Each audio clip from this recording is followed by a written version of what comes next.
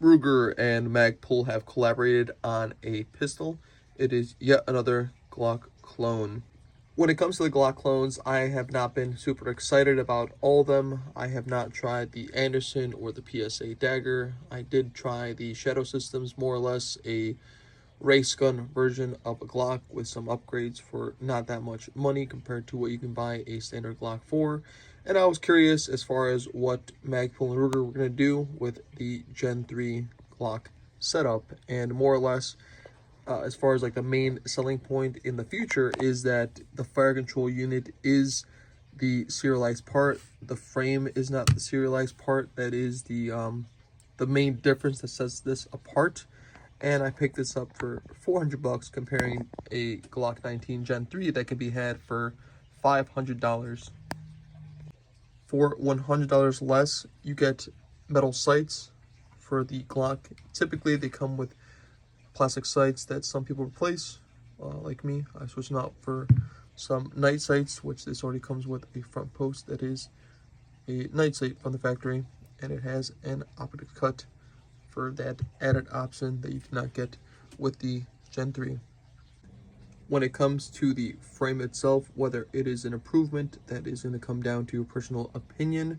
On the Ruger Magpul RXM, it has a slightly larger beaver tail when compared to the Gen 3, although you can get aftermarket options to, essentially change the angle of the beaver tail with that little pin back there.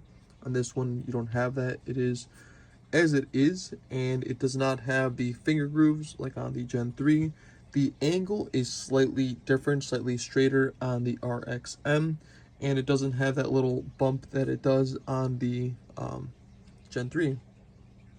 On the RXM, there's also a nice texture on all sides of the frame compared to Gen 3, which on this is very smooth. This has a good amount of checkering on it, and inside of the finger grooves, there's a good amount of checkering to add to the grip of the frame.